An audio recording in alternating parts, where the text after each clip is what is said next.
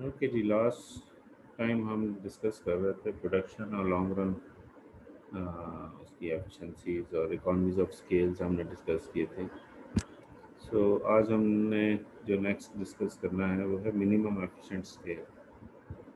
सो ये क्या है? मिनिमम एफिशिएंट स्केल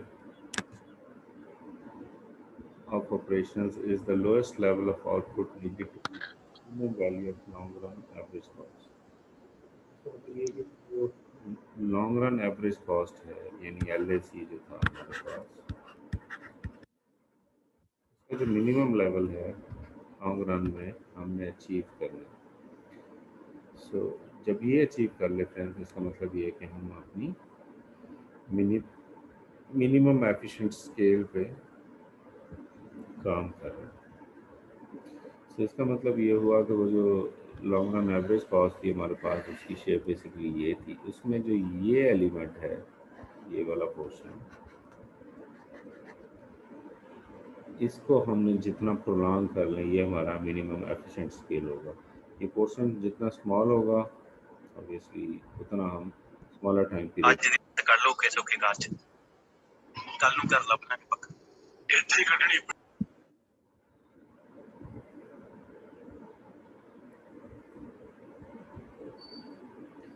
ये आपकी मिनिमम एवरेज कॉस्ट जो है वो उसमें अचीव हो जाती है।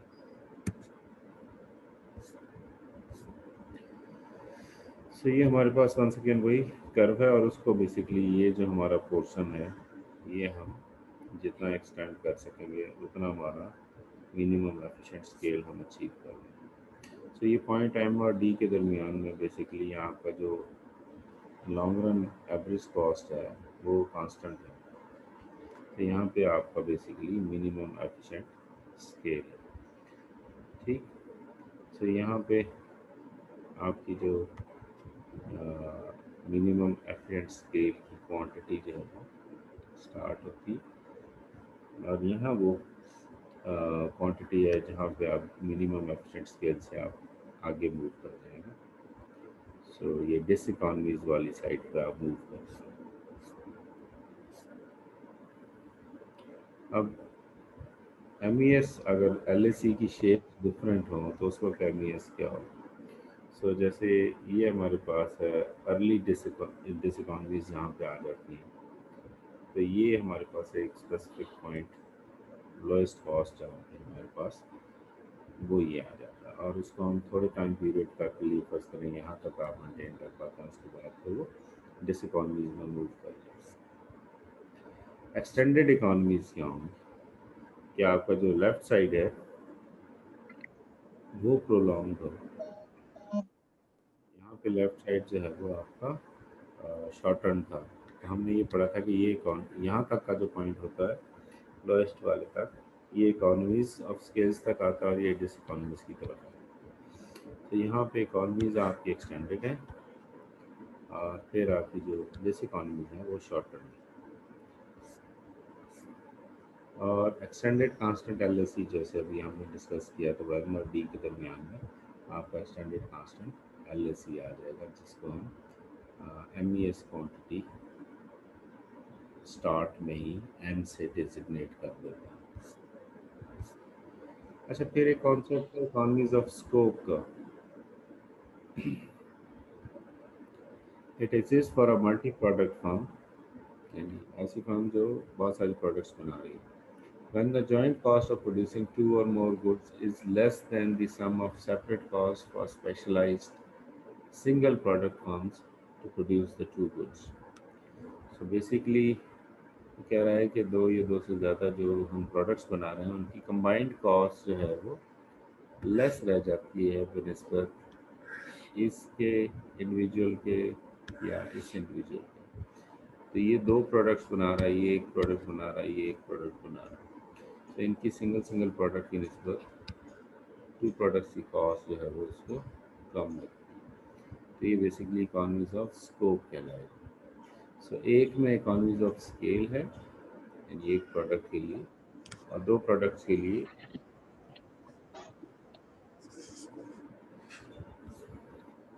तो इसका मतलब ये है कि long run total cost XY की ठीक है, कम होगी अगर वो इंडिविजुअली प्रोड्यूस की जाए। टोटल कॉस्ट एक्स की और वाई की अलग अलग से। So firms already producing good X can add production of good Y at a lower cost than the single product firm can produce Y। ठीक, तो इसका मतलब ये है कि आप ये भी कह सकते हैं कि long term cost of X and Y में से जब एक्स की कॉस्ट माइनस कर दें तो वो लेस रह जाती है लॉन्ग टर्म कॉस्ट ऑफ।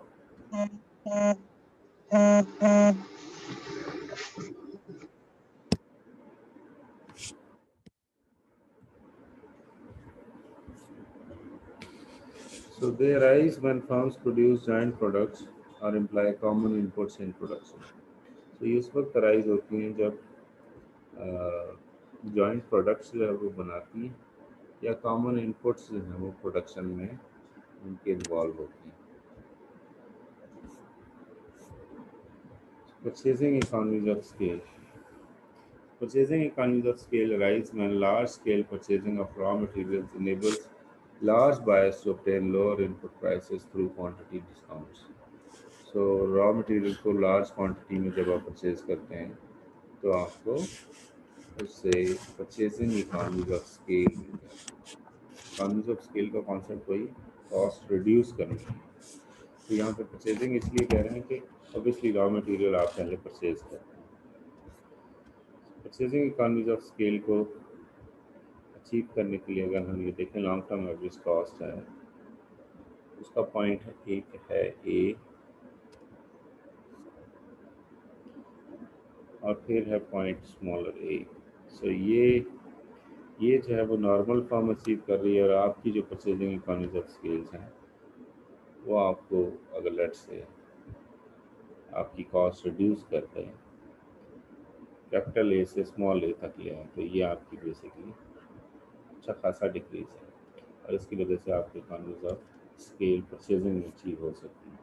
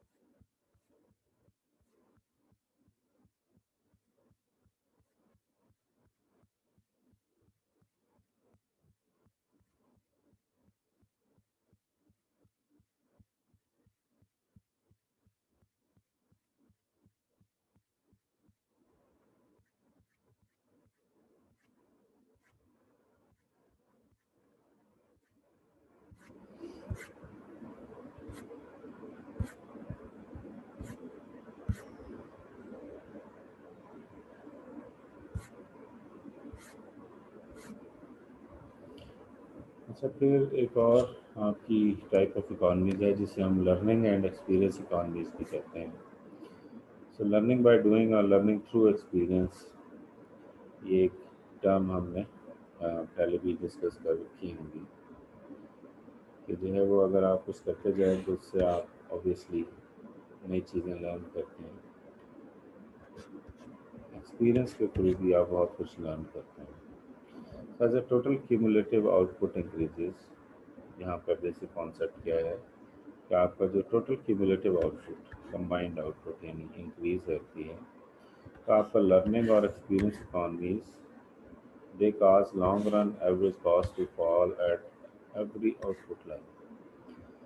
सो आप जो है वो with the passage of time सीख लेते हैं कि कहाँ कितनी वेस्टेज जो है वो किस पॉइंट पे कम की जा सकती है, कहाँ पे वेस्टेज ज़्यादा होती है उसको हम कैसे हैंडल कर सकते हैं।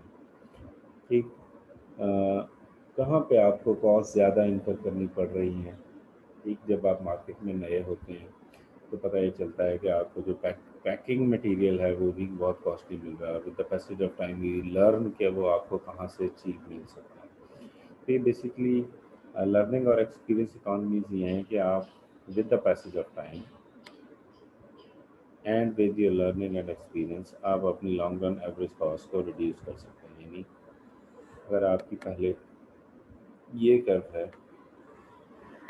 तो आप इस तरह से उसको अचीव कर सकते हैं। यानी आप जो ये जो डिफरेंस है फर्स्ट करें, ये आप क्रिएट कर सकते हैं अपने लर्निंग या एक्सपीरियंस की वजह से।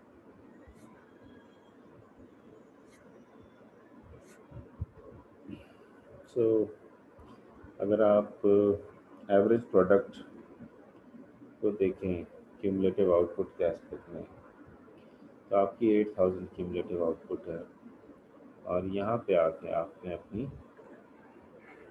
एवरेज प्रोडक्ट जो है वो स्टेबलाइज कर ली। और ये जो सारा थीम था, ये बेसिकली आपके एक्सपीरियंस की वजह से आपको अचीव हुआ।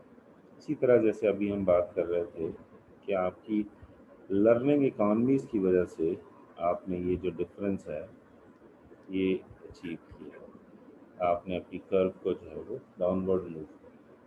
सो इसकी वजह से आपकी जो एवरेज प्रोडक्ट आ रही थी वो 10 थी, और यहाँ पे एवरेज प्रोडक्ट जो है 20 आ रही है। सो आपकी लॉन्ग रन एवरेज कॉस्ट भी कम है, और आपकी एवरेज प्रोडक्ट भी इंक्रीज कर रही है।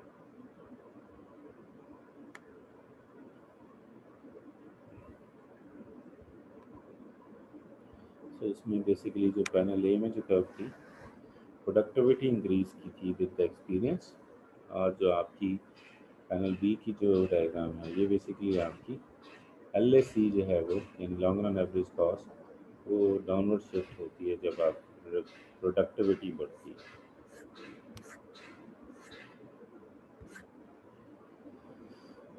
सो एट द एंड प्रोडक्शन, और हमने कॉन्सेप्ट्स पढ़े थे शॉर्ट रन कॉस्ट के एस्पेक्ट में, और इस चैप्टर में हमने डिस्कस किया था प्रोडक्शन का लॉन्ग रन कॉस्ट के एस्पेक्ट में। अब शॉर्ट रन कॉस्ट और लॉन्ग रन कॉस्ट का आपस में क्या रिलेशनशिप है? तो LMC जो है, जो मार्जिनल कॉस्ट है आपकी, that intersects long run average cost when the latter is at its minimum point। जब ये अपने मिनिमम पॉइंट पे हो तो LMC इसको इंटरसेक्ट करती है। At each output a particular average total cost, ठीक, एक खास एवरेज टोटल कॉस्ट है, is basically tangent to LSE, और ये LSE को टेंजेंटली कट कर रही होती है, और उस वक्त बेसिकली SMC जो है वो आपका LMC के बराबर होती है, यानी short run marginal cost long run marginal cost के बराबर होती है।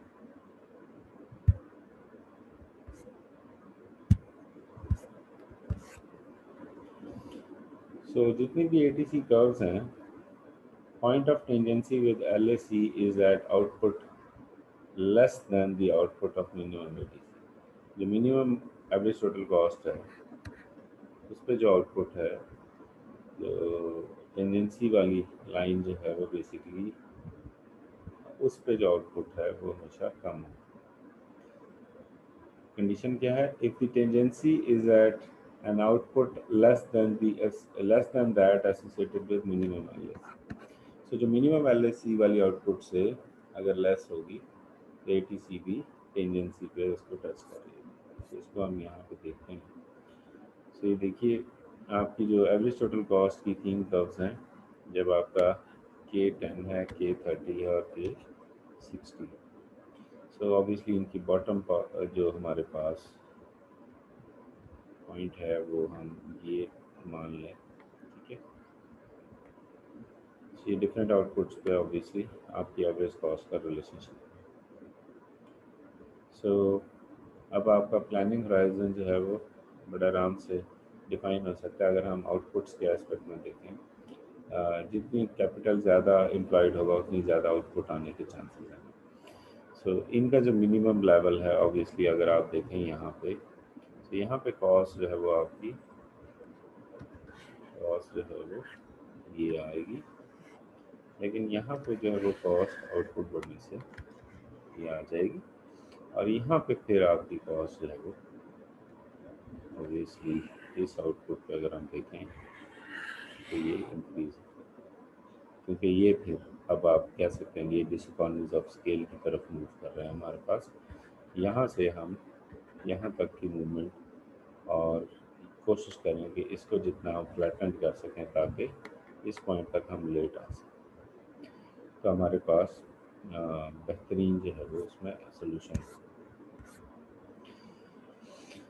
सो ये आपके डिफरेंट पॉइंट्स हैं डिफरेंट आउटपुट्स के एस्पेक्ट में। अगर आप उसका जो है वो मैक्सिमम देखें और इसका बॉटम देखें तो वो एलिमेंट डिफरेंट है, और जहाँ पे वो इंटरसेक्ट कर रहे हैं तो आपकी आउटपुट्स डिफरेंट हैं। देखें वो कॉस्ट और वो कॉस्ट यहाँ पे इंटरसेक्ट कर रहे हैं, तो डिफरेंट आउटपुट्स पे आपकी जो एवरेज कॉस्ट है वो डिफरेंट एग्जिस्ट करेगी, लेकिन ऑब्वियसली इसके लिए कैपिटल एम्प्लॉयड डिफरेंट चाहिए आपको, जिसकी वजह से आपकी जो कॉस्ट है वो वेरी कर रही है। तो अब अगर आप इन पॉइंट्स को देखें, जैसे हम बात कर रहे थे बॉटम्स की, डिफरेंट पॉइंट्स के एस्पेक्ट में देखें तो यहाँ पे आपका जो एवरेज कॉस्ट का एलिमेंट है एम का, वो मिनिमम है 5000 प्रोडक्शन आउटपुट पे, जब आप 30 कैपिटल जो है वो यूटिलाइज करते हैं। ठीक, और उसके बाद आप देखते हैं कि आपकी कॉस्ट जो है वो आगे पीछे बढ़ी गई। सो अगर आप पीछे 3000 आउटपुट पे आते हैं तो आपकी कॉस्ट 0.5 है, 2000 पे 0.7 है। ठीक, लेकिन जब आप उसको एक सर्टन लेवल से बढ़ाते हैं तो आप देखते हैं कि पॉइंट ई पे जो है 10,000 यूनिट्स की कॉस्ट 0.72, जबकि 5,000 की 0.3 थी। तो अगर मैं इसी रैशनल को सामने रखूँ तो 5,000 की 0.3 है तो 10,000 की 0.6 हो जाए, मीन्स सेम रेशो से बढ़ जाए, बट देन कैपिटल इंटेंसिटिविटी बढ़ने की वजह से आपकी कॉस्ट कहीं ज़्यादा बढ़ रही है। सो 12,000 की 0.75 है। अब यहाँ पे देखें 12,000 की ही 0.8 भी है, जो दो एलिमेंट्स आ गए। तो अब आप कौन सा पॉइंट चूज़ करोगे, एस को चूज़ करोगे या एफ को चूज़ करोगे? तो अब आपके बस में हो और आउटपुट्स को आपने सामने रखना हो तो आप पॉइंट एफ के लिए जाओगे, जहाँ पे आपकी कॉस्ट कम है as compare two point S से सेम आउटपुट है। ठीक, सो सिमिलरली अगर आप एनालिसिस में इसको देखें 3000 आउटपुट पे आपकी कॉस्ट 0.5 है और वही कॉस्ट फिर आपकी 0.75 की। ठीक, तो ये वेरिएशंस आपको जहन में रखनी है, और लॉन्ग रन आपने एवरेज कॉस्ट जो है वो मिनिमल साइड पर रखें। इसकी बेसिस पे आप बड़े आराम से प्लान भी कर सकते हैं। तो ये आपको एक प्लानिंग होराइजन भी दे देता है कि आपको कब किस तरह से एक्सपेंड करना है, आपको एडिशनल कैपिटल की ज़रूरत है, और उसकी वजह से आपकी जो एडिशनल आउटपुट है वो बढ़ जाएगी।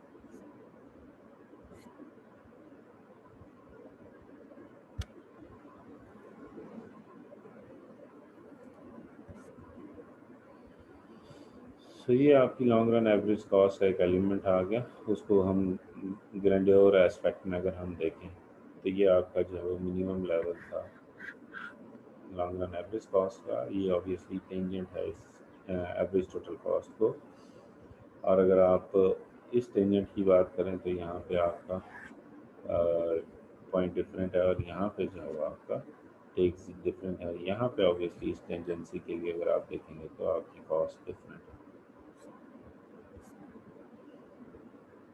आप जो शॉर्ट टर्म कॉस्ट हैं उन्हें रिस्ट्रक्चर कर सकते हैं हमेशा, because managers have greatest flexibility to choose inputs in the long run.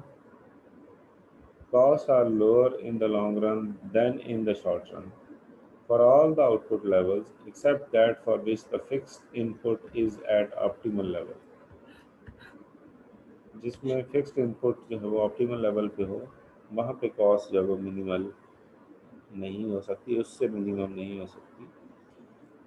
Otherwise बाकी हर जगह पे आपकी कॉस्ट जो है वो मिनिमाइज की जा सकती है।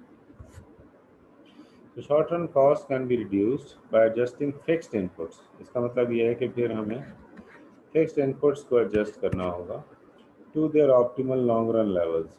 उन्हें लॉन्ग रन ऑप्टिमल लेवल पे ले आएं जो ही आपको अपॉर्चुनिटी मिले। इसका मतलब ये है कि आपकी फिर शॉर्ट रन कॉस्ट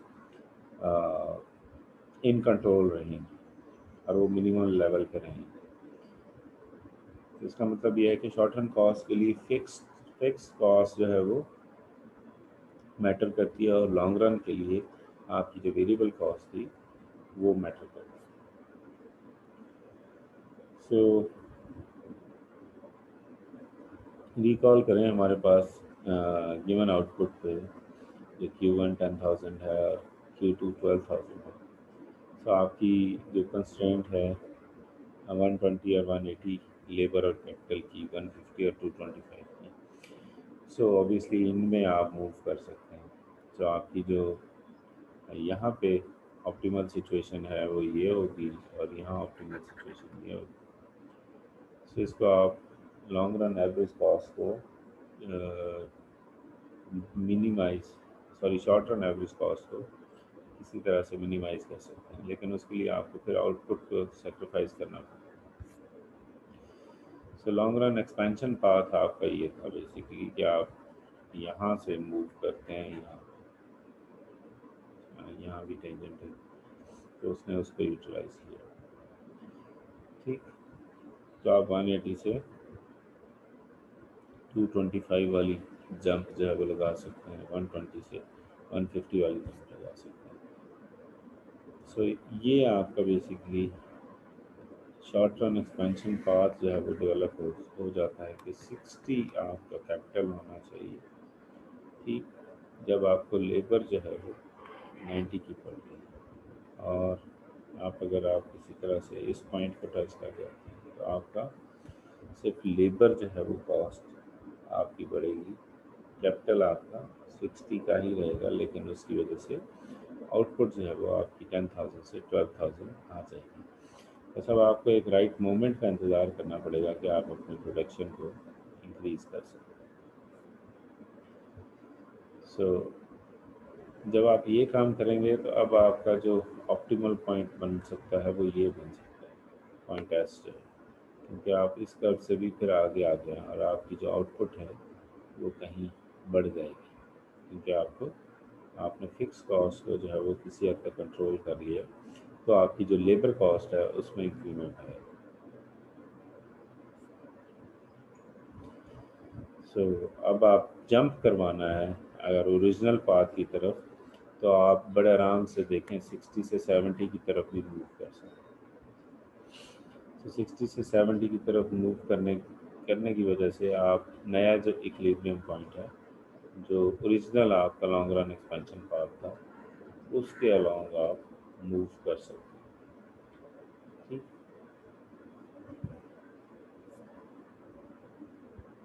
ओके जी, दैट्स इट फॉर नाउ। कोई क्वेश्चन यहाँ तक?